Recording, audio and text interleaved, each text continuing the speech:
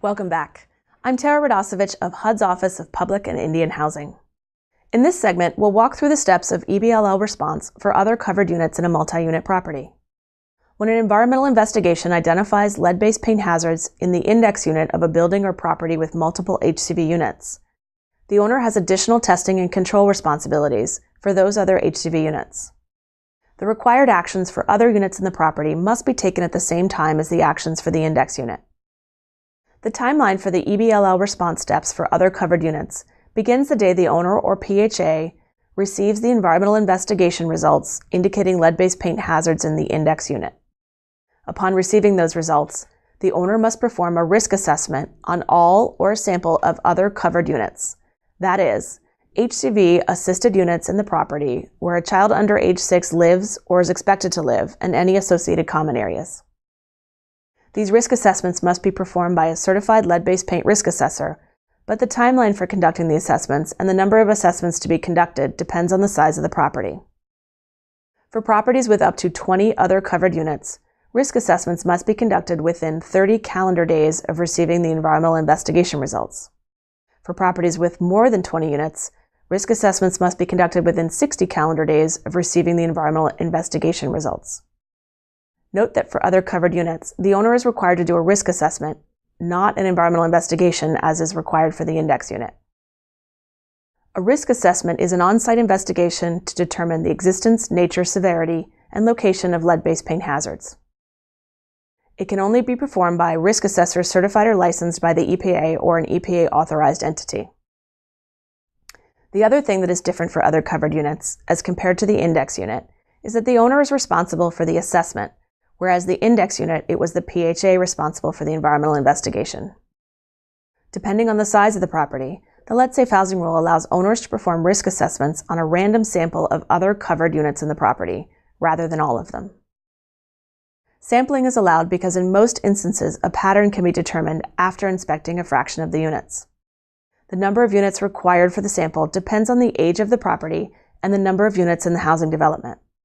While a PHA or owner may, for their own strategic reasons, choose to conduct a risk assessment on all of the other covered units in the property, random sampling is allowed for pre-1960 properties with more than 20 covered units and for properties built between 1960 and 1977 with more than 10 covered units. Table 7.3 in HUD's Guidelines for the Evaluation and Control of Lead-Based Paint Hazards in Housing provides guidance on the sample sizes required and how to select an unbiased sample, but your certified lead-based paint risk assessor will likely design and implement the sampling protocol. After the risk assessments on the other covered units are complete, the owner must address any findings from these assessments. Since many of the requirements for occupant protections, control work, clearance, and ongoing maintenance are the same for other covered units as index units, much of the information has already been covered in the previous video segment. However, we will briefly review the steps involved and highlight any ways in which the steps for other covered units differ from the steps for index units. The first step is to consider whether the risk assessment identified lead-based paint hazards in any of the covered units tested. If the risk assessments conclude that there are no lead-based paint hazards in any of the other covered units, the owner needs to notify residents and HUD of the results of the risk assessment, and then the EBLL response is complete. However, if the risk assessments find lead-based paint hazards in one or more covered units, the owner must respond to those hazards. Responding to lead-based paint hazards in a covered unit is very similar to responding to lead-based paint hazards in an index unit. The same 5 steps, notify, protect, control, notify, and maintain, apply equally to index and covered units. The video segment on EBLL response in the index unit covers these 5 steps in detail. There are 2 ways that the response steps for the other covered units might differ from the steps for the index units. First, if the risk assessment was done on a sample of units and the assessment revealed lead-based paint hazards in one or more units of the sample, then all the units and common areas in the sampling universe, that is, the set of units from which the sample was selected, are presumed to have lead-based paint hazards. In other words, if the risk assessment found lead-based paint hazards via sampling of covered units, then the owner must proceed under the assumption that all covered units of the similar construction also have lead-based paint hazards. This is a concept that the certified risk assessor will be familiar with and will be included in the report they provide. Second, unlike the environmental investigation, The owner can notify residents of the risk assessment results by central posting in an accessible common area, since there should be no PII in the risk assessment. But whether by central posting, letter, or notice to each dwelling, these notifications must be completed within 15 calendar days of receiving the risk assessment results. At this point, our discussion of EBLL Response and other covered units is complete.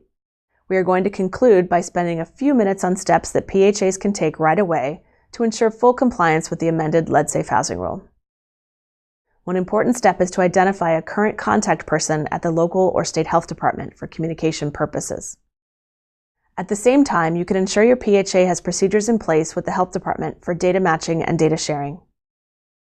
You may also want to inform residents of the risks of lead-based paint and encourage them to have young children tested for lead in their blood. For this purpose, HUD has produced a fact sheet entitled Update for Families in Federally Assisted Housing that you can print out and distribute or put on your website. It also makes sense to talk to your owners about their obligations under the lead-safe housing rule and amendment. HUD has prepared a fact sheet for owners of HCV units to help with this process. Before we close this series on the HCV program, we'll leave you with a list of key resources to help you comply with the requirements of the lead-safe housing rule and the lead-safe housing rule amendment. These resources are available on the HUD Exchange. If you would like further information concerning EBLL response action steps in HCV units, please review the fact sheets for PHA staff, owners, and families, the lead-safe housing rule itself, HUD's guidelines for the evaluation and control of lead-based paint hazards in housing, and Notice PIH 2017-13. These resources are shown on your screen and will be linked in the accompanying notes.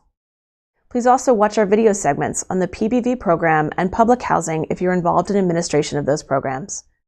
Finally, email any questions and comments you have on this video, as well as requests for additional resources on the lead-safe housing rule to leadregulations@hud.gov. We've now concluded the EBLL response steps for other covered units in a property receiving Housing Choice Voucher Assistance. We thank you for taking the time to join us.